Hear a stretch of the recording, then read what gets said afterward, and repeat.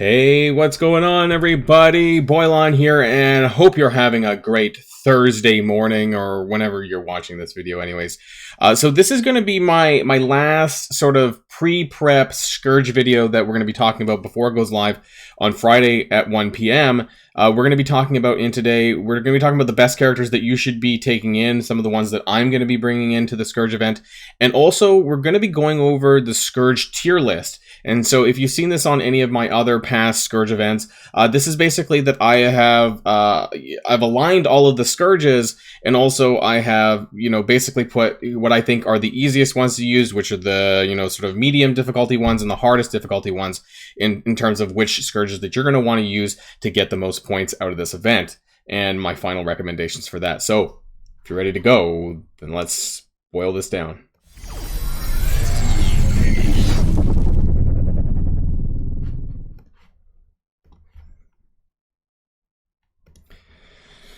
Okay, so I kind of want to start here. Now, some of you may have seen this before. This is my Horseman Scourges guide, and this has all 4 of the events. Now, I have made, with the help of Captain King, who does help me with this, we have made some updates to this, including some of the older Scourges as well, including Pestilence, Famine, and War. And Red Hulk's going to be coming back around probably a little bit, maybe by January, I don't know, in the new year, but not too long after Death. And so this has been updated a little bit with some of the newer characters in it. There obviously is a lot more characters that could be on this across all 4 of the Scourges, but Captain King told me that too many avatar icons was causing some grief on his, editing of this infographic. So we've been trying to limit, to some of the best characters that are in the game right now. So yes, you can do a lot of characters, and where there's a really huge amount of characters, there's this +++ icon, because there's obviously more than what's being shared. So, but what we're here for Death, right? And that's going to be the most important thing. And so we're going to zoom in specifically to this. Now, we obviously know that nodes 5 and 10 are going to be Bionic Avengers and Wakandans. I would personally recommend... I personally recommend Bionic Avengers. After seeing the nodes, we've gone over the nodes as well, I honestly think that Bionic Avengers will be just fine. And the reason for this is because the difficulty that you're running on the Scourge is going to throttle how high you need your other characters. So, for example, if you're only willing to go to like G12 minions, which maybe gets you to, and I'm just spitballing here, maybe gets you to D5, maybe D6. That means that you're probably only going to need like 700k, like G14 kind of Bionic Avengers, right? Or so if you're someone with much higher, then you're just going to steamroll through this, and I don't think it's going to be a problem. Now, if you're one of those players who are going really competitive in this Scourge event, you're probably going to want it both. But I would prioritize War Dogs over Wakandans broadly, like with M'Baku and Killmonger, because if you haven't built these characters yet already, then I would just settle for the 5 characters, and that's what I've been told and what I've been recommended by other content creators as well. So that's personally what I would recommend there. As far as the minion goes, there's, what I'm going to be running, and so I have only put on so many of the minions on here. The 3 Ravagers, the 2 Mercs, and the 2 Hand Minions. Now, I'm running these 5, the Ravagers and the Hand Minions, but, I do know people who are running Mercs. That's fine, too. If you have some really high minions, go for it. I personally am... I don't think there's much value, though, there's not much value in a lot of these minions, but in general, like, I don't think you want to go and building up, G14 Kree, G14 Hydra, G14 even Shield. If you don't already have them built up, I think it's a waste, because they're not going to get reworked again, and that's my personal opinion. Now, heroes, of course, are for the other nodes. It's going to be backboned by, like, the Eternals and probably Spider-Weaver in 2099, frankly. Kestrel, any of these characters are going to be your huge heavy hitters for that section. But, of course, there's so many more, right? You have so many characters to choose from, so I don't really need to talk about that too much. Non-legendary mutants, I've included the Death Seed team and Unlimited X-Men. And Wolverine's in there. I'm not entirely sure why he put him on the infographic. I don't think I asked for that. But anyways, I did ask for Death Seed and Unlimited X-Men and Emma Frost. And you can kind of fill in the gaps from there. However you want to do that. If you want that to be with Marauders, if you want that to be with Uncanny X-Men or Astonishing X-Men, go for it. There's other choices here. But I think as far as priorities for what you should be building more broadly, it's probably going to be Unlimited X-Men and Death Seed. So keep that in mind. And of course, we have the legendary lane, and yes, Archangel is in his own legendary lane, because if you get that 500k, then you can unlock him at 3-star, build him up like you did with every other Scourge that used their own character in it, you know, with Morgan Le Fay, Rogue, Red Hulk, and so on and so forth. But beyond these 5, though, there's of course Shuri and Iron Man, who I would, and Magneto, of course. So there's additional characters that you can consider at this point. I wouldn't go much beyond those other 3 members, though. So there is like a choice of 8, and you need to pick 5. So do your best. And of course, you do need 5 actually on your... Actually, you might not even need 5 for your first run, because if you can get 500k before you get to the legendary lane, then you could just unlock and build them up and whatever if you're able to do that. So just to keep in mind here, so we're just touching on that. And to share with where I'm at with my minion characters, this is as far as I'm going right now.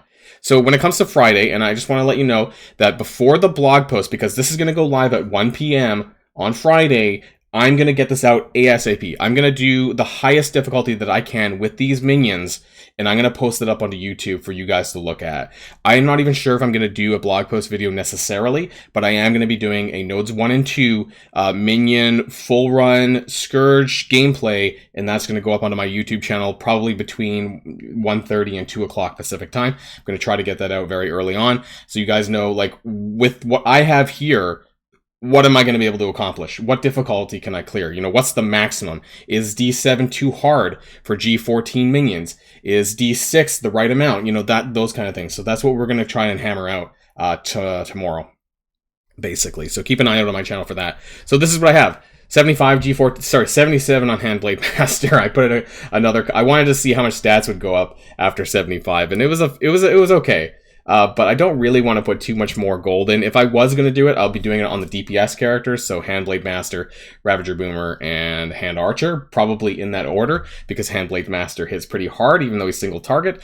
So that's what I'm going in with. And of course, I do have other, like, sack characters, if I must. You know, I have a whole host of characters in the 60k range, so that shouldn't be a problem if I need to do that. And I will utilize that if I need to, and we'll see how difficult that is when we get started tomorrow. So that's all the pre-stuff. Now let's talk about the Scourge tier list, because this may take a little bit of time. So this is the Death Scourge tier list. You've seen this before. I have easy, medium, and hard. As of now, nothing's broken, but I just left it in there just in case I need to update it. And some of these are, a lot of these are old actually, and only a handful of them are new, so we'll talk about that. I've also just listed it. It does say new question mark, but it is indeed new. I don't know why I put a question mark. So experimental, a lot of these I don't need to really talk too much about. So experimental serum. Any of these are the max health ones, and I personally don't recommend it, and actually they're worth less points now than they were in the past. So they're worth 1, 3, and 5 for a total of 80% max health for 9 points. It's just really not worth it. The same comments I have on the right-hand side here, just really not worth the points. None of this really worth the points in my opinion. And you could just pick one of the other Scourges down below, and that would be equivalent. And so these experimental serum Scourges are really for those hardcore players who really need the 2 points or whatever to make the difference. Not so fast. When a player character gains ability energy, apply slow to them. I'm not a big fan of anything that adds slow in a turn-based game, so it's a medium difficulty Scourge. You can probably, you know, cleanse it or get away with it, especially in the minion section. If there's any ability energy gaining, I don't think there is, actually. But, you know, if you have ways to get rid of it or cleanse it or flip it, then that shouldn't be a problem. But otherwise, I don't like slow more broadly. Dark Resolve 3 on enemy death, remaining enemies gain offense up. I don't like that. That's going to happen extremely frequently. That means they're almost always going to have offense up because the rest of them all get it. That's tough. I would almost put it in the hard difficulty, but I put it in the medium just for this. Gloating. Almost impossible to run this if you want to do any sack runs. When any player character dies, enemies gain 2 ability energy, and that's in my notes section. This is going to be up on my Discord channel as well, probably about 6 hours after the video goes live. So if you want to check this out and kind of review it on your own, this is a problem if you want to use burner teams, so gloating is tough. The other ones, though, there's a huge group of like pretty easy Scourges in my opinion. So unkillable, when an enemy drops below 50%, they gain death proof. Not a really big deal. You can actually clear this. You can get rid of it, whatever. Just hit through it, whatever. It's not that difficult. Life after death. This is a new one for 7 points on enemy healer's death. So presumably that means healer ISO. All enemies gain regen. It doesn't sound that bad unless they're all spamming healer ISOs, but I don't think they are. And I don't think this is going to be super challenging. So I think this is going to be an easy one to touch on. It's honestly just a little bit extra damage that you might have to deal with or not. I mean, it depends on, what the context is. Overcharged, 7 points. When an enemy character gains ability energy, they gain offense up. Again, it's not too bad because this is going to happen not super frequently, only if they gain ability energy, and that's through specific skills that allow for that. Though if you stack this with other ones, of course, where, I don't know, where they get ability energy, like this one for gloating, I think if you stack gloating and overcharged, it does in fact actually trigger. So I would be careful about chaining it with other ones that are really hard or result in them getting ability energy. Too clever. When a player character uses their special, they gain ability block. We've had this before. If you're very careful with the way that you use your skills, it's not going to be super tough. Where this could be challenging, actually probably not. I was going to say for minions, but the special is their ultimate, essentially, so they're just going to go into their basic anyway, so it doesn't really matter there. Blinded by power, I hate this one. And they actually reduce the amount of points for this one. When a player character uses their ultimate, they gain blind. This is I hate this one. I never run this one. Maybe I'm a wussy, but I think I just really hate this one. Unstoppable Force for 12. On an enemy striker's turn, they gain 5% barrier and flip offense down. Now, I've seen this. This was in the Red Hulk Scourge, and I didn't think that this was a really big deal. Maybe it's because I didn't feel that there was too many enemies that ran Striker ISO where this was noticeable. 5% barrier just really isn't much, especially if you're not running Experimental Serum. So I think this is an easy 12 points that you can run. Off Balance for 12. This is from Roast Scourge, I think. The name sounds familiar. When non-minion when non-minion player characters gain offense up or defense up, gain heal block. So this is kind of medium to hard. I don't really like this because it's spamming heal block, and offense up and defense up is very common for a lot of teams, a lot of synergy, spawn buffs, what have you, right? And so I don't like basically going into heal block right away. Just my opinion. You might be able to get around this though, or cleanse it or whatever. Weakened for 12 when non-minion player characters healing is reduced by 20%. Hardly noticeable. Honestly, I run this every single Scourge. Very easy to get through. The End is Near. These ones are new-ish. Power Fatigue's not necessarily new, but they just combined it. So End is Near for 12. When non-minion player characters drop below 50%, they gain trauma. I'm not sure if this one's new because I thought there was something like this before. But I don't like trauma, and because that means you can't cleanse any negative status effects at all, you can't flip it, whatever. 50% is pretty easy to drop below, and especially this gives me familiarity of like Young Avengers, when you want certain characters to drop below 50%, and so this just is not a fun one. So it's not impossible to run though, which is why I put it at medium difficulty. If you're overpowering the Scourge difficulty, for example, you could tack that on and probably would be okay. Power Fatigue 3, this combines some other ones because now it says player character special and ultimate ability costs 1 more energy. So it's combining 2 different Scourges into one for 15 points. Not that bad, just keep in mind it doesn't impact both of the skills as well. I don't need skills. This is definitely new for 15 points. When ability blocked, enemy characters gain 15% damage, crit chance, and speed. This is kind of like on the high... I don't know how often you're going to get ability blocked. I've seen some of the characters, but like realistically, it's while you're ability blocked, so when it falls off, it's not there. Anyone gets ability blocked, but I just don't know how frequently this is going to come up. This would be a problem when you're chaining it, though, and that's probably what someone was about to say, is if you chain it with something like Too Clever. So when a player character uses their special, they gain ability block. So you'll need to be careful with any of these other Scourges that cause ability block, chaining with this one. If anything, I would drop, for example, the Too Clever, and then just add on I don't need skills if that's what you want to do. As far as enemies that do apply ability block, I don't know how many there are or how impactful that's going to be. Bleeder 2.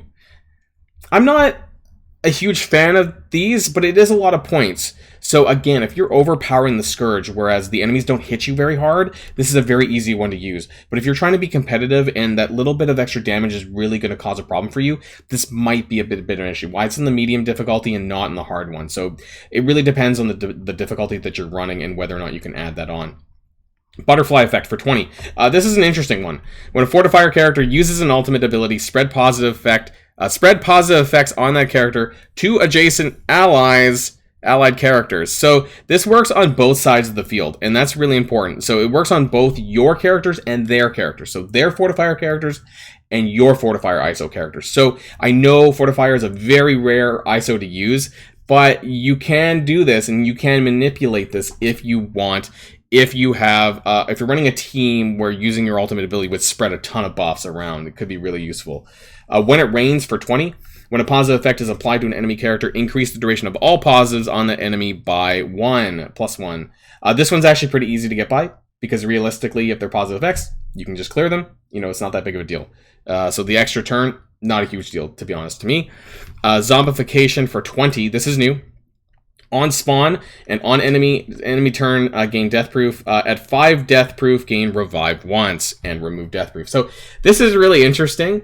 Basically, the point is, don't let enemies get 5 turns. 4 turns, because on spawn and then 4 more turns is going to give them the revive once.